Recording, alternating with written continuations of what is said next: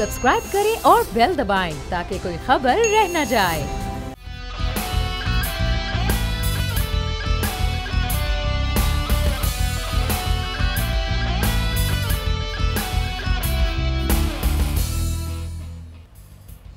अस्सलामुअलैकुम नाज़रीन, प्रोग्राम में आपको कहेंगे खुशामदीद। मैं हूं महविश अनस और मेरे साथ मौजूद हैं बोल न्यूज़ के एडिटर इन चीफ नज़ीर लगारी साहब।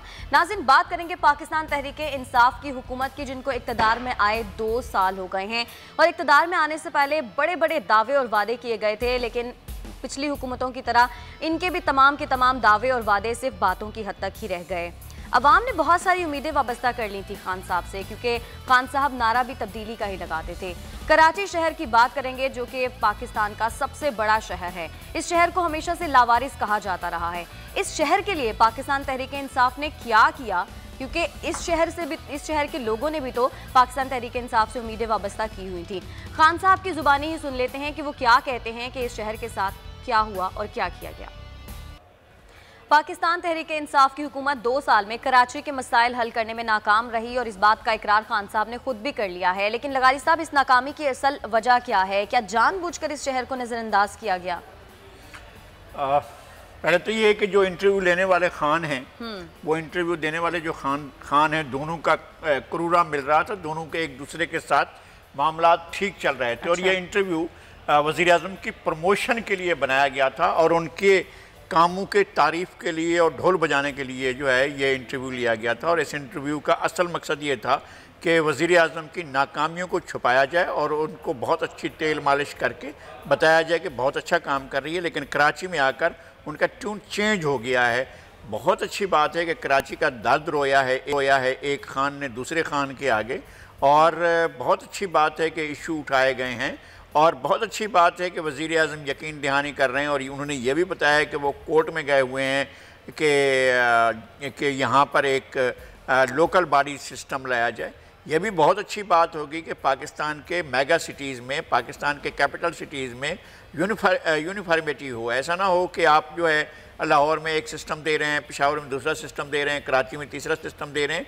आप सिस्टम बेहतर करें और सिस्टम में लोगों की डिलीवरी का भी काम करें। ये भी तो देखें कि वफाक को कराची कितना देता है और वफाक कराची को कितना देता है, कराची सूबे को कितना देता है और सूबा कराची को कितना देता है, कराची के ख़ुद अपने कितने वसाइल हैं। ये सारी चीज़ें देखनी चाहिए। वैसे ये अच्छी बात है, इंटरव्यू लिया गया था प्रमोशन के लिए, बीच में कराची के मसाइल निकल आए। लेकिन शहर की किस्मत पूरी करने का जो वादा किया गया था पाकिस्तान तहरीक इंसाफ की जानिब से, लगारी साहब, वो तो पूरा नहीं हो सका। लेकिन MQM, जो कि खुद को कराची की सबसे बड़ी जमात कहती है, उसने 2 साल में कराची के लिए क्या किया? तो 2 साल तो वो सबसे बड़ी जमात तो साबित नहीं हुई। इलेक्शन में तो सामने आ गया कि 14 सीटें तो PTI के पास हैं कौमी असम्बली की, और 22 सीटें जो हैं वो PTI के पास हैं सूबाई असम्बली की। तो सूबे की जो है वो बड़ी पार्टी तो बहरहाल सूबे की तो नहीं, बल्कि कराची शहर की जो बड़ी पार्टी है वो अब भी PTI है। लेकिन PTI के अरकान असम्बली के कभी भी जो वो फंड्स हैं रुके नहीं हैं। अच्छा। वफाक को देता है। अगर ये फंड्स जो हैं वो कहीं लगाए गए हैं तो पाकिस्तान के मीडिया पर ये एहसान किया जाए कि इन 2 सालों के दौरान जो अरकान असम्बली को और सेनेटर्स हजरात को, जो PTI गवर्नमेंट के लोग थे, उनको अगर जो फंड्स की एलोकेशन हुई है और उनके लिए जो फंड रिलीज़ किए गए वो कहाँ कहाँ लगाए गए हैं, वो कम से कम लोगों को दिखाए जाएँ। लोगों को पता चलना चाहिए कि इस हुकूमत ने इक़्तिदार में आने के बाद अपने ही एक ऐसे शहर में, जहाँ उन्होंने ऐसी मेजॉरिटी ली है जिसकी मिसाल नहीं है, कि एक इलेक्शन में अचानक पार्टी मशरूम की तरह आए और आकर पूरे शहर पर जो है एक मेजर हिस्से पर कब्जा कर ले और सारी सीटें ले ले। तो फिर उसको अपनी कारकर्दगी के भी कुछ अपने शाहकार दिखाने चाहिए कि जनाब ये जो बड़ा मीनार खड़ा हुआ है ये हमने बनाया है, और ये जो सबसे बड़ा अस्पताल बना हुआ है ये भी हमने बनाया है, और ये पानी का स्टोरेज का जो सबसे बड़ा सिस्टम है ये भी हमने दिया। कोई ऐसी चीज़ दिखाएं। और ये कि ये जो मेट्रो चल रही है और ये अंडरग्राउंड रेलवे लाइन जो बिछी हुई है ये भी हमने बिछा, इस तरह की कोई चीज़ दिखाएं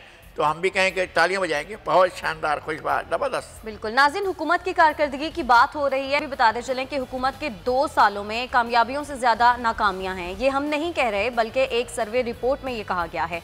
आप क्लिप में देख सकते हैं। मुआशी आशारिये तो बेहतर होने की बातें की जा रही हैं, लेकिन लगारी साहब, जो चोरों को पकड़ने की बात की जाती थी वो कहाँ तक पहुँची? क्या तहरीक इंसाफ अपनी पार्टी का एहतसाब करेगी?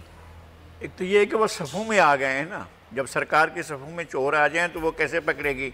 अब मछलियां पकड़नी है, कुंडी डाली हुई है, कुंडी में ये ख्याल रखना है कि अपनी जो मछलियां उनको हाथ नहीं लगाना है। ऐसे लोग जिनको जनरल ज़िया के दौर में सज़ाएँ हुई थी, और सज़ाएँ भी मामूली नहीं हुई थी, 14-14 साल की सज़ाएँ हुई थी, और वो 14 दिन भी जेल में नहीं रहे थे और जनरल ज़िया के ही ज़माने में भाग कर गए थे, और 2300 पाकिस्तानी गार्ड्स को अफ्रीकी मुल्क में जाकर मुलाजिम कराया था और फिर उनको वापस लाना पड़ा था हुकूमत को, चूँकि वो फ्रॉड हुआ था पाकिस्तान के लोगों के साथ। अरबों रुपए का एक फ्रॉड था, वो पकड़ा भी गया था, लोगों को सज़ाएँ भी हुई थी और फिर उस ज़माने में वो छूट भी गए थे।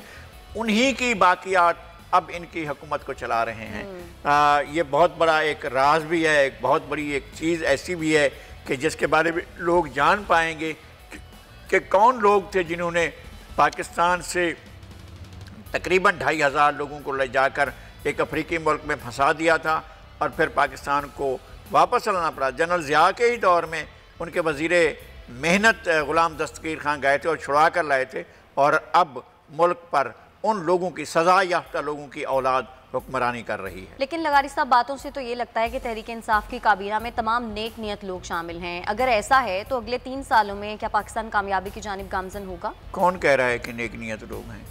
मैंने तो नहीं कहा है भाई, मैं तो कह रहा हूँ कि जिनको वो माफिया कहते हैं, जिनको वो माफिया कहते हैं, वो उनके साथ बैठे होते हैं। वो कहते हैं कि चीनी माफिया है, भाई चीनी माफिया तो आपके साथ बैठी हुई है, पूरे मुल्क की चीनी माफिया। वो कहते हैं आटा माफिया है, तो माफिया वो आपके साथ बैठी हुई। वो कहते हैं पेट्रोल माफिया है, तो पेट्रोल माफिया आपके साथ बैठी हुई है। जहाँ जहाँ पर माफिया मुल्क को लूट रही है, वो सारी की सारी तो आपके साथ अपनी आपके इजलास में बैठी होती है। तो आप इल्ज़ाम किस पर लगा रहे हैं? माफिया किसको कह रहे हैं? जो फैसला होता है वो उस आपकी सरबराही में होता है, यानी आप सदारत कर रहे होते हैं और फैसला होता है जिसको आप माफिया कहते हैं उसके हक में। तो फिर माफिया का सरबराह कौन हुआ? मुझे नहीं समझ में आया। ये जो मारियो पुज़ो के नावल के बारे में बताया जाता था और जिसके अदालत ने हवाले भी दिए थे, जिसमें एक ग्रुप को कहा भी गया था, एक साबिक़ वज़ीर आज़म को कहा भी गया था कि जनाब वो उसका डॉन है। तो अब क्या चीज़ है? अब जो कुछ हो रहा है वो तो सामने है ना। अब क्या माफिया अब नहीं सिसिलियन माफिया की तरह नहीं लगता है कि जनाब सदारत भी हो रही है, फैसले भी हो रहे हैं, लूटा भी जा रहा है, लूट कर फिर यहाँ बैठे अच्छा हम माफिया से लड़ रहे हैं। वो लड़ कहाँ रहे हैं? आपके साथ बैठे हुए हैं। बिल्कुल नाज़रीन, इस क्लिप में तो मौशी आशारिये दावे किए गए थे, लेकिन अब जो हम आपको क्लिप दिखा रहे हैं उसमें हुकूमत की नाकामियों की दास्तान है। 1 करोड़ नौकरियों का वादा, 50 लाख घर देने का वादा, कोई भी वादा पूरा नहीं हो सका। लगारी साहब, 40% अवाम ने हुकूमत के ऊपर नाकामी का एतराफ़ कर लिया है और हुकूमत पर अदम इत्मीनान का इजहार किया है। अवाम को किस तरह से मुतमईन करेगी अब पाकिस्तान तहरीक इंसाफ की गवर्नमेंट? ये बात दुरुस्त है कि वो अपने वादे पूरे नहीं कर सके। ये बात दुरुस्त है कि 1 करोड़ नौकरियां नहीं दे सके, बल्कि कम अज़ कम इससे आधे से ज़्यादा लोगों को बेरोज़गार किया। ये दुरुस्त है कि उन्होंने जो है 50 लाख घर नहीं दिए, 5 लाख भी घर नहीं दिए और इससे ज़्यादा लोगों को बेघर किया है। ये बात भी दुरुस्त है। लेकिन ये सर्वे में मैं नहीं मानता, ये तो फ्रॉड होते हैं। सर्वे करना मुझे नहीं मालूम है कि कौन सा इनका मैकेनिज्म होता है, किस तरह से सर्वे कराए जाते हैं, क्या सर्वे करने वाले क्या पूछते हैं, क्या सवालनामा होता है। ये टोटल फ्रॉड होता है और एक इस तरह के बड़े तमाशे हमने देखे हैं। मैं सर्वे कराने वालों की बातों को मानता ही नहीं हूँ सिरे से। लेकिन आपको लगता है कि अगले 3 सालों में हुकूमत कुछ बेहतर डिलीवर कर पाएगी, अपने वादे पूरे कर सकेगी अब तक की कारकर्दगी को देखिए? ये तो डिपेंड करता है उनकी नीयत क्या है। क्या वो डिलीवर करना चाहते हैं? क्या वो पाकिस्तान का दर्द रखते हैं या साथ बैठी हुई माफिया का दर्द रखते हैं? वो चीनी माफिया को बचाना चाहते हैं या आवाम को बचाना चाहते हैं? वो पेट्रोल माफिया को बचाना चाहते हैं या आवाम को बचाना चाहते हैं? वो आटा माफिया को बचाना चाहते हैं या आवाम को बचाना चाहते हैं? वो टमाटर खाने वालों को बचाना चाहते हैं या आवाम को बचाना चाहते हैं? वो महंगाई करने वालों को बचाना चाहते हैं या आवाम को बचाना चाहते हैं? वो लूट मार करने वालों को बचाना चाहते हैं या आवाम को बचाना चाहते हैं? आपने चंद लोगों को टारगेट कर लिया, उनको एक तरफ कर दिया, किसी को जेल में डाल दिया, किसी को दरबदर कर दिया, किसी को मुल्क बदर कर दिया, किसी को बेअमल कर दिया, किसी को बाअमल कर दिया। ये सारा कुछ आपने कर लिया, बहुत अच्छी बात है। अब आप क्या कर रहे हैं सरकार? हमें तो ये बताएं कि आपने जनाब कौन से सुरखाब के पर लगा लिए हैं और आसमान से तारे तोड़ कर लाए हैं और दूध और शहद की जो नहरें बाहर हैं वो हमें बताएं, वो किधर हैं आपकी, जो इस तरह से आप डिलीवरी कर रहे हैं, वो तो हमें पता चलना चाहिए। बिल्कुल, लेकिन नाज़रीन, पाकिस्तान तहरीक इंसाफ की हुकूमत मुआवजा किया है वो भी अजीब ही है। पिछली हुकूमतों के साथ अपना मुआवजा नहीं करते, बल्कि अपनी पिछली कारकर्दगी के साथ मुआवजा करके प्रेस कॉन्फ्रेंसेस की गई।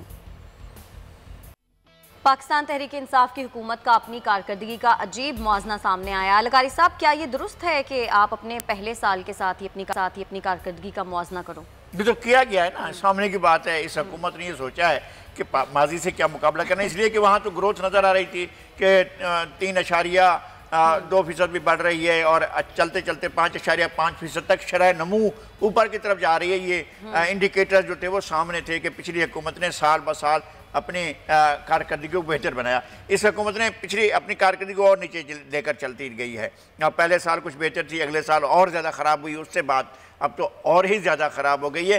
तो ये पता नहीं ये कैसे मवाजना, फिर भी उस पर खुश होना कि जनाब हमने पिछले साल कुछ चीज़ें गड़बड़ कर ली थी, अब हमने और गड़बड़ कर ली है और इस साल और ज़्यादा गड़बड़ करेंगे। लीजिए ताला बजाइए हमारे साथ, आप खुश हो जाइए और हम इस तरह की कारकर्दगी मुजाहरा कर रहे हैं। ये समझ में आने वाली बात नहीं है। लगाई साहब, माजी की हुकूमतों और तहरीक इंसाफ की जो हुकूमत है, इनमें बुनियादी फ़र्क क्या है?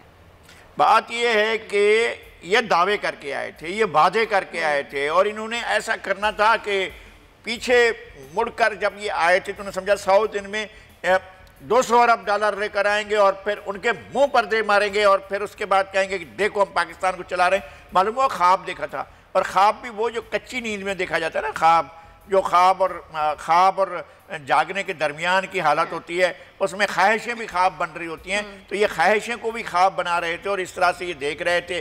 फिर इन्होंने बहुत सी और चीज़ें की और लोगों के सामने बड़े सुहाने वादे किए। ये किसने कहा था कि आप आखिरी तकरीर में, वैसे भी तो आपने जीतना ही था ना, आपके पास तावीज़ बहुत अच्छा था जो लिखा गया था आपके लिए, और आपके बाजू पर जो बांधा गया था वो तावीज़ बड़ा कीमती था, उसको आपने अपने पास रखना था। बाकी आपको वादे करने की जरूरत है। 1 करोड़ नौकरियां देंगे, 50 लाख घर देंगे, लोगों को ऐसा कर देंगे, पाकिस्तान से कर्जों का बोझ उतार देंगे, IMF से कर्जा नहीं लेंगे।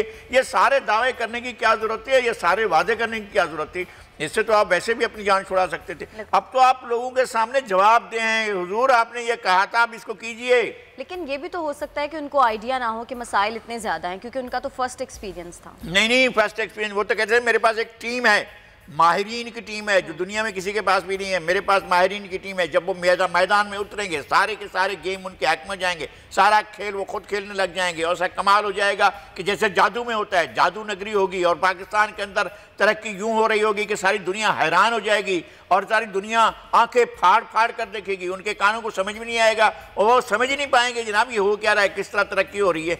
लोगों ने आकर देखा तो मदहोश हो गए, बेहोश हो गए। लोगों को तो समझ में नहीं आ रहा है कि अब जिए कैसे, ज़िंदगी कैसे गुजारें। लेकिन लगारी साहब, जो मौजूदा सूरत हाल है, मुल्क के जो हालात हैं, उसमें आपके ख्याल में अगर नून लीग या पीपल्स पार्टी की गवर्नमेंट होती तो क्या वो बेहतर तरीके से मसाइल हल कर सकती थी?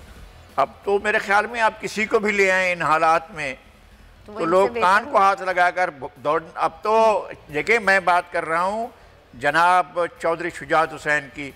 उन्होंने कहा था तकरीबन 6-7 महीने पहले, कहा था 8 महीने पहले, कि एक वक्त वो आएगा जब आप चिराग लेकर ढूंढ रहे होंगे कोई वज़ीर आज़म मिल जाए तो आपको कोई वज़ीर आज़म नहीं मिलेगा। अब तो पाकिस्तान की सूरत हाल यहाँ तक जा पहुँची है और ये दावे हो रहे हैं कि जनाब पाकिस्तान तेज़ी से रैपिडली टेक ऑफ कर रहा है, टेक ऑफ करो। टेक ऑफ के दावे हमने देख लिए भाई, आपके कोई टेक ऑफ नहीं हो रहा है। आपने इस मुल्क की तरक्की की तमाम इम्कानात को मादूम कर दिया है। आप इस मुल्क के आगे बढ़ने के तमाम इम्कानात को आपने जो है अल्लाह माफ़ करे खाक में मिला दिया है। आप अपने आप को फिर समझते हैं कि हम बहुत कुछ आगे करने वाले हैं, आगे जो करेंगे वो इससे ज़्यादा ख़राब होगा और लोगों के अंदर और ज़्यादा मायूसी फैलेगी।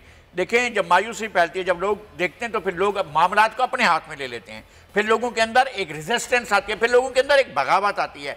मैं नहीं चाहता हूं कि लोगों के अंदर बगावत है, मेरी कभी भी ये ख्वाहिश नहीं होगी, लेकिन ये हालात तो खुद उस तरफ को ले जा रहे हैं कि लोग नाराज़ हो जाएं और लोग जो है बाहर आ जाए। लोग कहें कि यार इससे कौन इसका मुकाबला करे। चीनी महंगी की जाए, अयूब खान ने, लोग सड़कों पर आ गए थे, अयूब खान को जाना पड़ गया था। ये कयामत ढा चुके हैं लोगों के ऊपर, लोग नहीं आ रहे हैं तो लोगों के अंदर कोई बर्दाश्त का मादा शायद कुछ ज़्यादा हो गया है। लेकिन अब जो जो ये वक्त आगे बढ़ रहा है और जो जो इनकी गवर्नेंस आगे बढ़ रही है, मसाइल बढ़ रहे हैं और लोगों का जो बर्दाश्त की मादा है वो कम से कम तर होता जा रहा है। ठीक है, हमें ब्रेक की जानिब बढ़ना है। ब्रेक से जब हम वापस आएंगे तो कुछ कराची के मसाइल की बात करेंगे जो बारिश के बाद तकरीबन डूब गया है। हमारे साथ रहिएगा।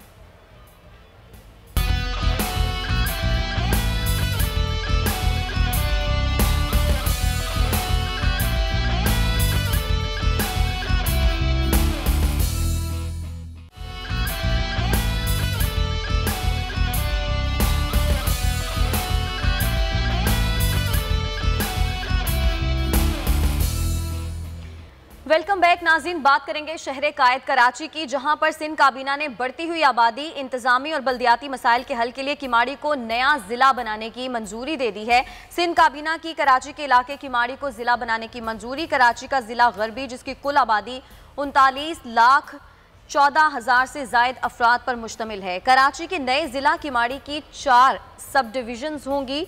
इसके साथ साथ डिस्ट्रिक्ट गरबी, मंगू पीर, औरंगी और मोमिनाबाद सब डिवीजन्स पर मुश्तमिल होगा। साइट, बल्दिया हार्बर और माड़ीपुर सब डिवीजन जिला किमाड़ी में शामिल हो जाएंगी। इसके साथ साथ हॉक्स बे, पैराडाइज पॉइंट, सुनहरा बीच और मुबारक विलेज सब जिला किमाड़ी का हिस्सा होंगे। पीटीआई, एमक्यूएम और पीएसपी का नए जिले के कयाम पर शदीद रद्द-ए-अमल सामने आया है। कायदे हिज़्ब इख्तिलाफ फिरदौस शमीम नकवी ने कहा है कि वज़ीर आला सूबे के लोगों में नफरत ना फैलाएं, सिंध का निज़ाम दुरुस्त करें। ऐसा ना हुआ तो हम वज़ीर आला हाउस का घेराव करेंगे। जबकि मेयर कराची वसीम अख्तर ने यह कहा है कि अगर नया जिला बन सकता है तो नया सूबा भी बन सकता है। पीएसपी के सरबराह मुस्तफ़ा कमाल की जानिब से कहा गया कि सिंध में नफरत की शम्मा जलाई जा रही है, हम किमाड़ी जिला के कयाम को मुस्तरद करते हैं। जबकि वज़ीर आला सिंध ने कहा है कि कराची के बाकी अजला के नाम भी उनके मशहूर इलाकों से मंसूब किए जाने चाहिए। बढ़ती आबादी, इंतजामी और बल्दियाती वसाइल, क्या कराची में नए जिले के कयाम से कराची के मसाइल हल हो जाएंगे? लगारी साहब, ये एक बड़ा सवाल है, क्या नए जिला के कयाम से वाकई कराची के जो बुनियादी मसाइल है वो हल हो जाएंगे? हुकूमत ने बहरहाल ये सोचा कि अगर 6 ज़िले हो सकते हैं तो 7 ज़िले भी हो सकते हैं, लेकिन चूँकि उस वक्त तक जोग्राफिया सामने नहीं आ रहा था। अभी जो आपने बताया है, अब यहाँ से अगर किमाड़ी से मुबारक विलेज तक जाए आदमी तो ये बहुत तवील फासला पड़ता है। अगर ये बल्दिया टाउन सब डिवीज़न में होता या मंगोपीर सब डिवीज़न में होता तो मुबारक विलेज का इलाका समझ में आता था, चूँकि वहाँ करीब होता तो वहाँ पर पहुँच सकता। अगर ये उसको बल्दिया टाउन को, हार्बर को, यहाँ किमाड़ी को, इन इलाकों को मिलाया गया है तो यहाँ तक था, लेकिन ये बहुत दूर तक चले गए। ताहम अगर ये डेवलपमेंट कर सकते हैं, अगर ये डिलीवर कर सकते हैं, अगर लोगों के मसाइल को हल कर सकते हैं तो डिस्ट्रिक्ट्स बनाना कोई वो नहीं है। इससे पहले ऐसा हो चुका है। ये एमक्यूएम की ही कहने पर, फरमाइश पर हुआ था जब हैदराबाद को तकसीम किया गया था और हैदराबाद एक ज़िला था, उससे 4 ज़िले बनाए गए थे। हैदराबाद को, मटियारी को, टंडो अलायार को, टंडो मोहम्मद खान को 4 ज़िलों में तकसीम किया गया था और फरमाइश की गई थी अरबाब रहीम साहब से कि ये आप इसको तकसीम करें। तो ये तकसीम इस तरह से हुई है और मेरे ख्याल में कोई ऐसी बुरी बात नहीं है। डिस्ट्रिक्ट बनना, अजला का बनना जो है कोई गैर मामूली बात नहीं। लेकिन लगाई साहब, मेयर कराची वसीम अख्तर ये कहते हैं कि अगर नया जिला बन सकता है तो नया सूबा भी बन सकता है। आपको नहीं लगता कि नए जिले के कयाम के बाद जो नए सूबा बनाने का मुतालिबा है वो जोर पकड़ जाएगा? नहीं, कहाँ जोर पकड़ेगा? इनने कोई कमजोर था। पिछले 35 साल से तो ये बात करते रहे, ये इलॉजिकल थी। अच्छा। कराची मरकज है सिंध का, कराची जो है वो सिंध का बेसिक उसका सदर मकाम है, उसका जो है दारुल हुकूमत है। और क्या मतलब है, सिंध कोई कहीं से आसमान से आया हुआ कोई और इलाका है, कोई और खित्ता है, कोई और जोग्राफियाई एंटिटी है, कोई और इकोलॉजी है, कोई और डेमोग्राफी के साथ जो है आप इसको तब्दील करना चाहेंगे? वो इंटीग्रेटेड है, सिंध का पार्ट है और आज से थोड़ी है, वो सदियों से है, वो हज़ारों बरस से है। कौन सा ये इलाका हमेशा सिंध का हिस्सा रहा है? आप अचानक जो है हम उसको उठाकर कहेंगे कि नहीं आप इसको सिंध का हिस्सा नहीं बनाते, इसको अलग करते हैं। वो कौन से शौक में होगा, किस बुनियाद पर होगा? तारीखी बुनियाद पर नहीं, डेमोग्राफी की बुनियाद पर नहीं, इकोलॉजी की बुनियाद पर नहीं, वसाइल की बुनियाद पर। वसाइल की बुनियाद पर अगर तकसीम करना तो फिर लाहौर को अलग सूबा बनाएंगे, फिर आप गुजरांवाला को और फैसलाबाद को अलग सूबा बनाएंगे, फिर ये कोई तरीका नहीं है और ऐसा होता भी नहीं है, होगा भी नहीं। और नाज़रीन, आज के प्रोग्राम से इतना ही। अब कल फिर से आपकी खिदमत में हाजिर होंगे, तब तक के लिए हमें इजाज़त दीजिएगा। अल्लाह ने के बाद।